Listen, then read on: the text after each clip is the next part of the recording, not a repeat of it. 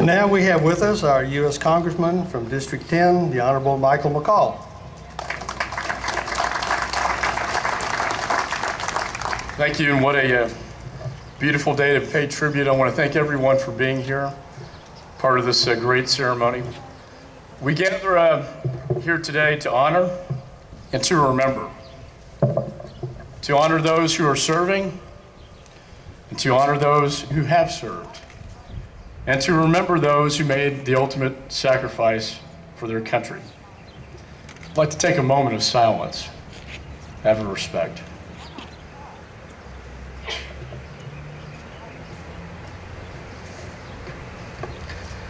Today we also remember Brenham's own U.S. Army Private First Class Larry Guyton, who recently lost his life while bravely serving his country in Iraq.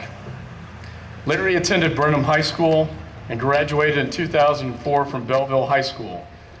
He was a beloved husband to his wife Tanya and a father to two sons, Jaden and Kenyon. And last week, we had a final homecoming for another fallen hero in Tomball, Texas, just a few miles down the road from here. Marine Corporal Jeffrey Johnson, who was killed in the Helmand province in Afghanistan, where some of the fiercest fighting in the war is occurring as we speak, as the surge moves forward to victory. He was 3 weeks into his second deployment when he was killed by an IED. I have attended too many of these military funerals, but I'd never seen such an overwhelming demonstration of support and love in welcoming home a fallen hero. It reminded me of the greatness of our country, and it restored my faith.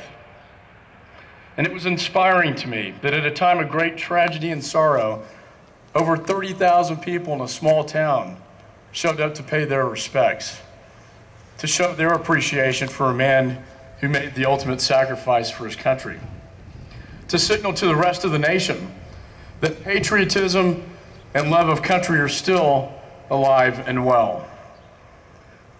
As a member of Congress, the hardest thing we do is to comfort the families when they have lost a loved one in a time of war. My heart goes out to each family. The deaths of Corporal Johnson and Private First Class Guyton left a tremendous void in the lives of all who knew them.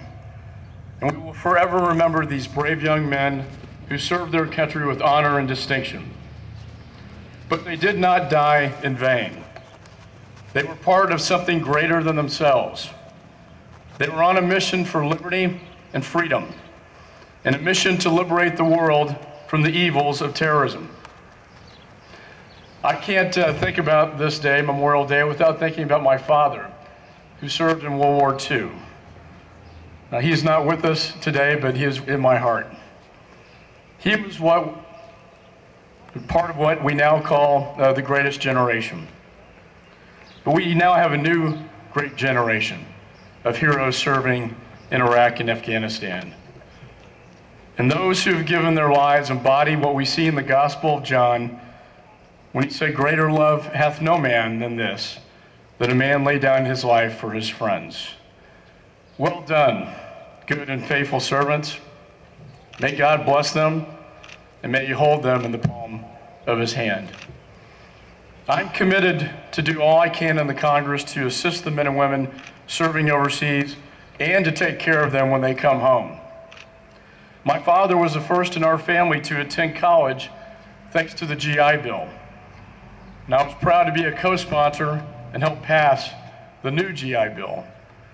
I was also proud to co-sponsor and pass the Wounded Warrior Assistance Act, the largest appropriation in the history of the Congress to take care of our wounded soldiers returning home. I was also honored last 4th of July to visit our troops in Afghanistan and our intelligence officials in Pakistan. We have some of the brightest military minds running this nation. General Petraeus, General McChrystal, and Admiral Mullen. And we will bring them home with honor and with victory. We have severely damaged al-Qaeda's command and control structure.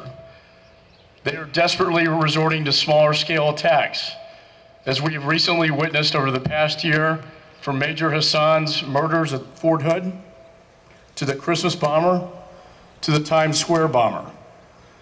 As a ranking member of the Homeland Security Committee Intelligence Subcommittee, I believe that we will win this war against radical Islam.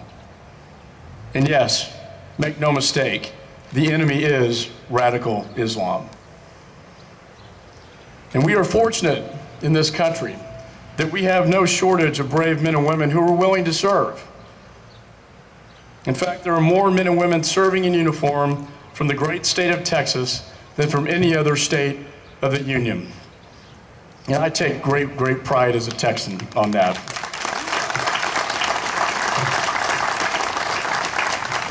And I pray that God's hand will protect them and bring them home safely.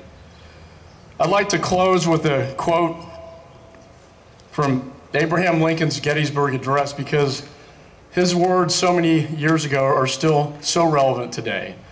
It's a timeless speech as he spoke at the gravesite. Lincoln wrote, "The world will little note nor long remember what we say here, but it can never forget what they did here. It is for us the living to be dedicated here to the unfinished work for which they who fought here have thus far so nobly advanced. It is fitting for us to be here dedicated to the great task remaining before us, that from these honored dead, we take increased devotion to that cause for which they gave the last full measure of devotion. That we here shall highly resolve that these dead shall not have died in vain, that this nation under God shall have a new birth of freedom, and that government of the people, by the people, and for the people shall not perish from the earth." God bless Texas, and God bless the United States of America. Thank you.